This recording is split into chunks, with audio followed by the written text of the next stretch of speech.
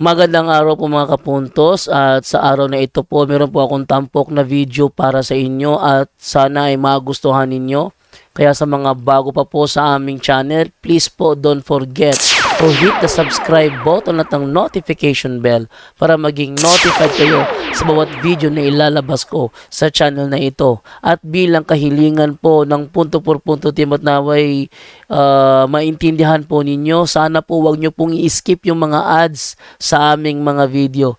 Sa maliit na bagay na po na yan, malaking tulong po yan sa ating programa at sa ating ministry. Sana po maunawaan po ninyo. Maraming salamat po, kaya wag na po natin patagalin. Simulan na po natin.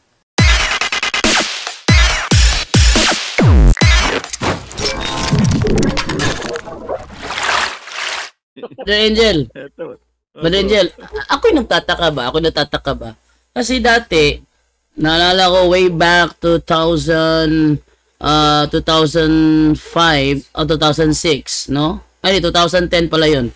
Way back 2010, lagi ko naririnig na hamon ng mga MCGI na gumawa tayo ng programa ng katulad ng programa nila. Kung saan, tayo naman ng tinatanong at sila ang magtatanong. Ayaw na magtanong. At kasi mukhang hamon sa atin yon, Brother Angel, na yung kanilang programa, hindi doon natin kayang gawin. Actually, nilagpasan natin. Alam nyo kung bakit? Ang programa natin hindi scripted. Ang kanilang itanong mo kay Soriano, scripted. Pangalawa, yung mga magtatanong doon, isasalang mo na kung sa online, tatawag doon sa hotline, tatanungin ka ni Agent 1, ano ang tanong mo? Ang daming proseso. Daming proseso.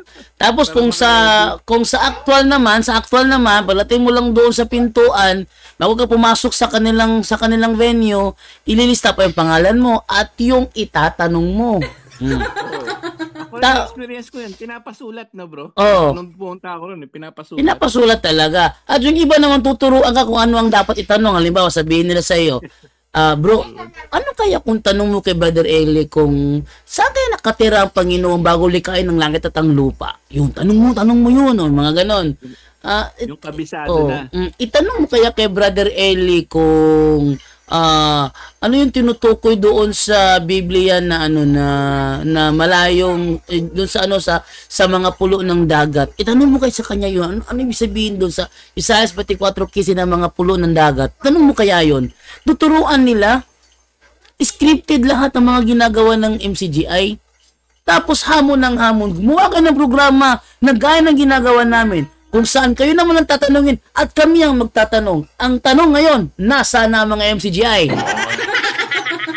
Nasa na kayo? Nandiyan sa keyboard warrior. Bakit keyboard warrior lamang kayo? Hindi ba sa tanungan portion ninyo sa dating daan, aktual na nagtatanong ang tumatanong? Di ba aktual? Ba't hindi nyo gawin sa amin ngayon yan? Porque ba nilagpasan namin ng programa nyo? Sisisihin nyo, scripted, sa amin, impronto. At saka ganito, si Eli Soriano, kapag nagsasalita yan, may mga TV na kaharap yan. Nandun sa TV yung mga talata na pwede niyang gamitin, bago niya sa banggitin, nasa harap niya yung mga talata, maglalabas na ng mga talata yung mga manggagawa, yung naka-assign doon sa media nila, lalabas ng talata, tapos talata dito. So kay Soriano na kung ano yung babasahin niya. Yung camera nakaharap lang sa kanya. Ibig sabihin, pinaniniwala ang mga tao na alam niya yung mga talata sinasabi niya, memorize niya. Pero totoo, naka-ready na sa harapan niya. O ngayon, mga MCGI, nasaan na kayo? Nasaan na yung yabang ninyo? Na kapag kami gumawa ng programa na gaya, actually hindi gaya, nalagpasan talaga kayo gaya ng programa ninyo, magtatanong kayo, ba't walang ni isa man sa inyo malakas ang loob pumasok ito at magtanong, yung nagsasalita talaga. Pero sa programa nila, ang lakas nilang magtuligsa. No. Bakit kaya? Magtuligsa. Sige. Dito, ayaw magtanong.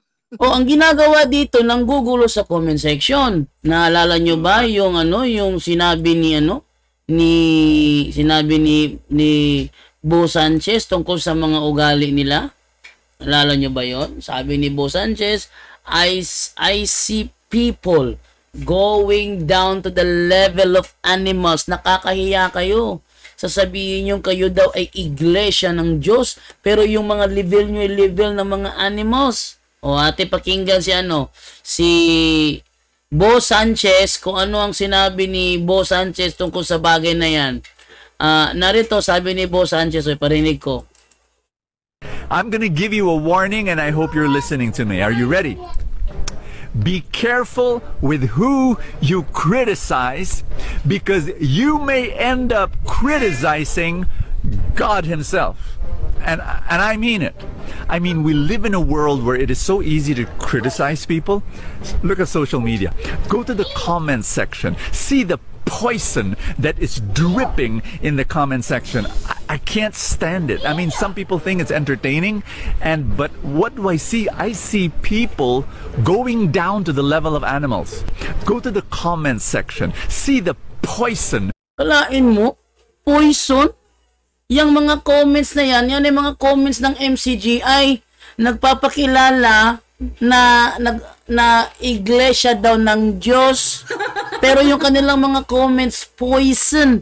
Poison. Pwede ba yun? Papakilala na iglesia ng Diyos, pero yung kanilang mga comments, poison? O, tuloy. That is dripping in the comment section. I see people going down to the level of animals. Yan mo? Nagpapakilala kayong Church of God, tapos yung level nyo, level ng hayop?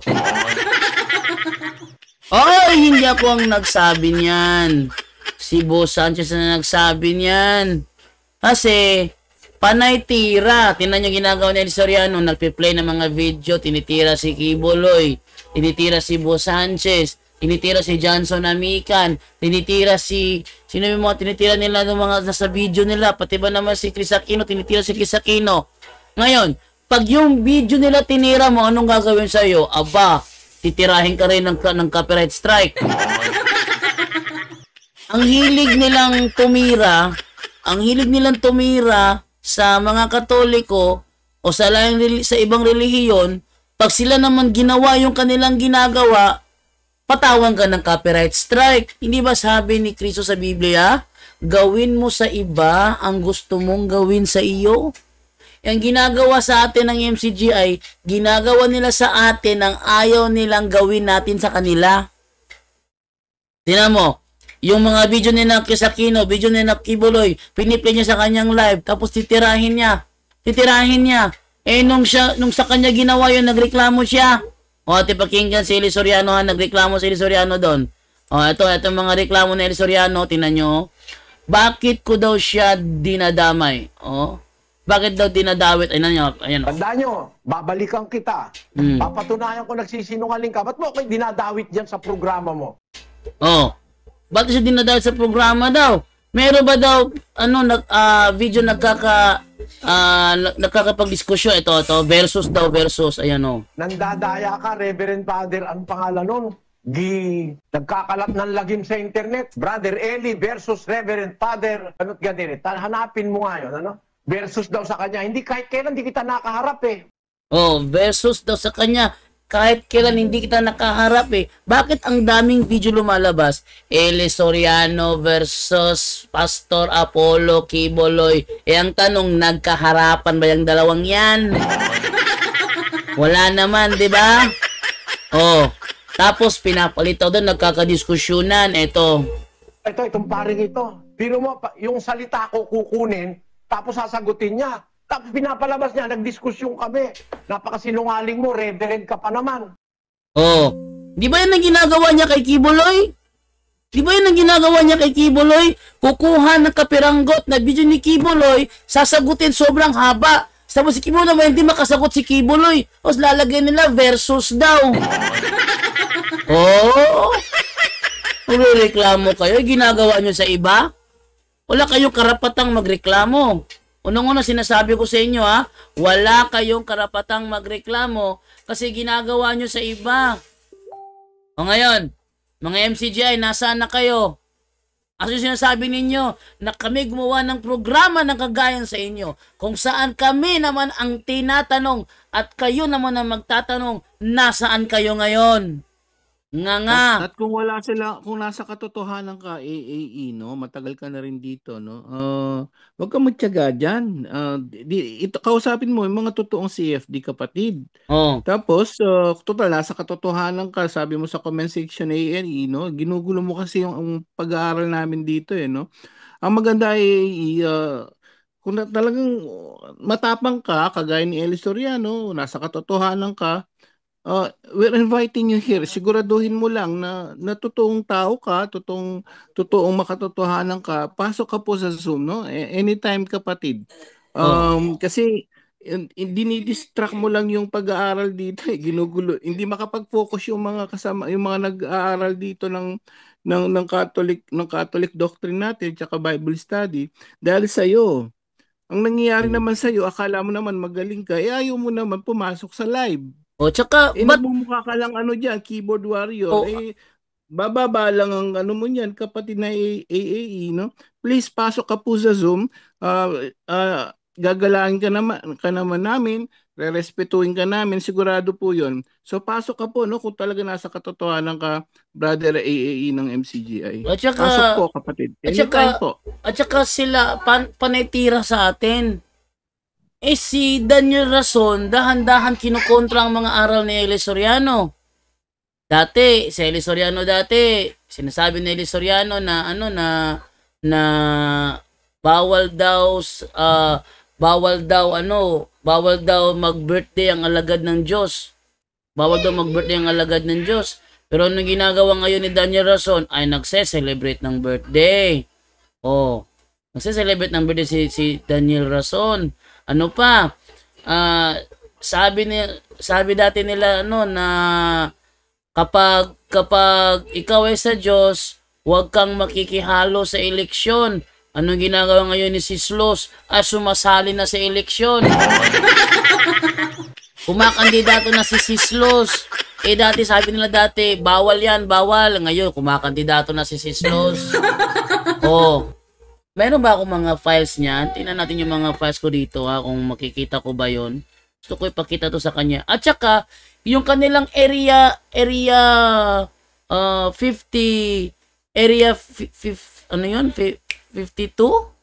Area 52? Yung kanilang bar nilang area 52, nagbibenta ng alak. Pinakita sa akin ni Jared Almasora yung mga nai-record doon sa Reddit. Pangalawa, bawal daw yung kumakanta sa videoke. Bawal daw. Pero may video, si Daniel Rason nandoon kumakanta ng My Way. Bakit hindi yan ang tirahin ninyo? Ba't kayo tumitira sa amin? Ang daming diferensya ng mga ninyo, ng inyong mismong mga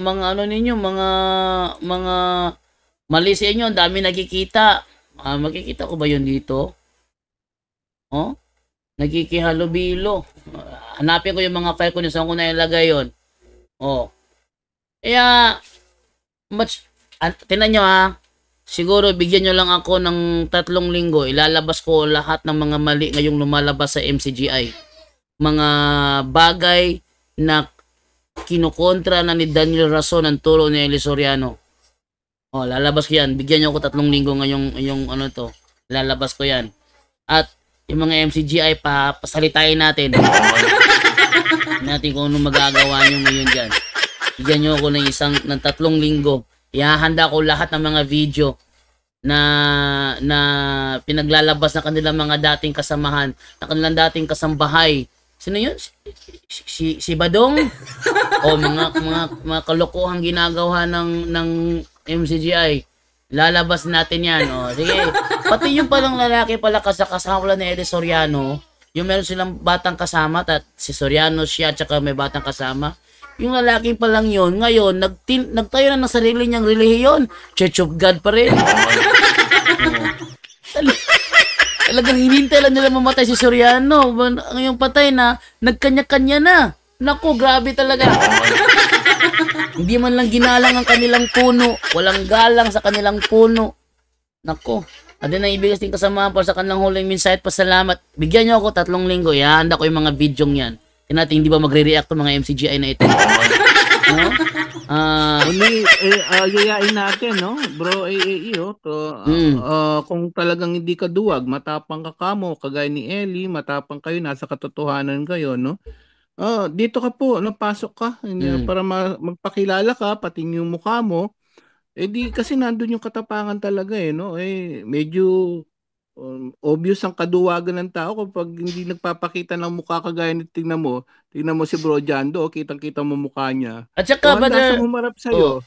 At saka Brother Angel, handang-handa. Lahat ng Katolikong nagtanong sa kanilang programa nakalabas yung mukha. Ba't sila din nila magawa? Kung matapang ka, kasi magmumukha kang duwag yan, bro, no? Parang kaduwagan yan, bro. Wag ganun. Makipag-ano ka ng mukha sa mukha, face to face. Wag mo na lang guluhin yung comment section. Dito ka na lang para mas maganda yung pag-aaralan natin ng katotohanan, no? So kung makapasok ka, hindi naman ngayon dahil oras na. So next kung makapasok ka bukas yung tanungan portion, you're always welcome po, no? Wag mong paano na mahirap na magbumukhang duwag ka niyan, bro, no? Kung matapang ka, nasa katotohanan ka, you're always welcome po dito, Brother AAE. Okay, so sa lahat ng mga nanonood ngayon, papalala ko ha, every 6 in the morning ay meron akong live sa YouTube channel ko po. Bro Jando Alabado TV po yung YouTube channel ko, kung saan nagla-live ako alas 6 ng umaga. Yun po, pakita ko sa inyo yung yung YouTube channel ko para makita ninyo. Doon ako nagla-live tuwing umaga, alas 6 ng umaga, para sa programang straight to the point, kasi sa alas 6 ng umaga yung si Divine tsaka si Sainara kasi tulog pa noon. Kaya walang manggugulo sa akin. Ayan, dito sa YouTube channel ko na Bro Jando Alabado TV, tuwing alas 6 ng umaga nagla-live ako dito. At ang topic ko bukas is paano natin sasagutin ang mga protestante kapag ginamit sa atin ang talatang Gawa 17:29. Paano natin sasagutin, mga Katoliko na gustong matuto na paano sagutin yung mga talatang ginagamit ng ibang sekta? Ating yang itatopic every morning alas 6 ng umaga. Ating topic dati is yung about sa mga true church, about doon sa mga rebulto, mga talatang ginagamit, Efeso 4:11, sinagot natin kayo ng umaga. Paano ba sagutin kapag ginamit ng mga protestante ang Efeso 4:11, ang awit 115, 4-8, at bukas ng umaga, alas 6 ng umaga, Bro bukas. Jando, yes? Nandiyan si Bro Jared nagising. Si Bro Jared nandyan? Mukhang gusto niyang hamunin si AAE, Bro Jared. Magsalita. Andyan, sige. Bro Jared, good evening sa'yo. Good evening sa'yo, Bro Jared. Nandiyan kasi Bro Jared. Hello, Bro Jared. Good evening, mga bro. Nanonood kasi ako, nakita ko parang MCGA ang maganda yun. Bro, i-share mo sa akin yung mga pinakita mo sa akin, bro, na kontrahan na ngayon ni Daniel Rason at saka ni Eli Soriano. Sige, bro. Maganda yan. Diyan makikita ng mga MCGI na pinagluloko-loko na lang sila ni Daniel Rason. Na gaya ng sinasabi sa 18 hanggang 17 ng Roma, na kontra na. Nagtuturo na ng katilisuran. Kaya ang sabi ni Pablo, magsilayo tayo sa kanila. Kaya lumayo kay Daniel Rason, pati itong kasama ko na mapapautismuhan sa June na exited rin ng MCGI. Ayun na, kapatid na dyan. At saka, Brother Jared, bago tayo magtapos kasi closing remarks na kami, Brother Jared, i-commercial mo nga yung bago mong programa ngayon at saan mo papanood, anong oras yun? Commercial mo nga yun, bro.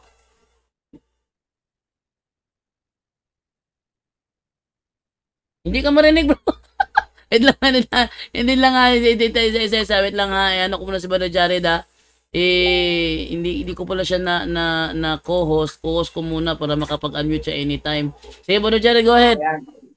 Yan mga kapatid, magkaisa tayo gaya ng sabi ni Cristo sa 17:11 ng 1 bago siya umukit sa langit. Sabi, upang sila'y maging isa, gaya naman natin sa papaanong paraan, 4:5 ng Epeso, isang Panginoon, isang pananampalataya. Magkaroon tayo ng isang pananampalataya at yun, suportahin na rin natin ang Punto por Punto, Father Darwin at ang ating bagong programa. Kung mayroong dating daan, mayroong dating landas dahil yun ang nakasulat sa 6:6 ng Jeremias. Dahil yung ang dating daan, 22:15 ng Hope, dinadaan na ng masasamang tao yun. Kaya nga sila nagtayo ng Area 52 beer house. Ayun lang. Area 52 yung ano? Area 52? Area 52 yun bro. At pinayagan ni Eli Soriano na yung manggagawa niya pag-serve ng alak sa Area 52. Yan, nagpapangkin pa. Yan, nagsiserve ng alak. Okay. May programa si Brother Jared, ang dating landa sa kanyang programa. At anong oras siya napapanood, bro? Depende, bro. Depende rin. Depende rin. Depende sa availability. Saan mo papanood yan, bro? Yun, doon sa Jared Almasora Facebook. Sa Facebook account lang ni Brother Jared Almasora. Ayan. So, panoorin po ninyo yung kanyang programang Dating Landas, kung saan ang mga atake at argumento ng mga MCG ay sinasagot ni Brother Jared Almasora. Yan o. So, at may mga kasamahan siya na former MCGI na ngayon na sa Katoliko na at ang iba magpapabautismo pa ngayong June, sabi niya. Okay, so tagkilikin po natin ang kanyang programa. Nakakasimula lang niya. Natalaki niya yung aral ng Katoliko, mga atake ng MCGI, binabanggan niya, kinukumpronta niya. Matututo tayo doon sa ni Brother Jared Almasora. Okay, ito naman tayo ngayon sa huling mensahe na. Ating unang ibigay muna kay Romel Palma. Brother Romel, ikaw muna mauna. Gising ka pa? Brother Romel, gising ka pa? Basta bukas alas 6 ng umaga. Alas 6 ng umaga bukas, straight to the point po tayo. Ang topic, paano ba sagutin kapag ginamit sa atin ang talatang Gawa 17:29? Yun ang ating topic bukas ng umaga. Okay, wala si Brother Romel Palma. Dito na lang tayo kay Brother John Ray na lang. Brother John Ray? Ay, Brother Romel, andyan ka pala. Hello? Mukhang naka-on lang yung kanyang hindi niya naririnig. Brother John Ray, go ahead, Brother John Ray. Ayun, sige, go ahead, Brother Romel. Ikaw muna mauna, Brother Romel. Okay, ayan.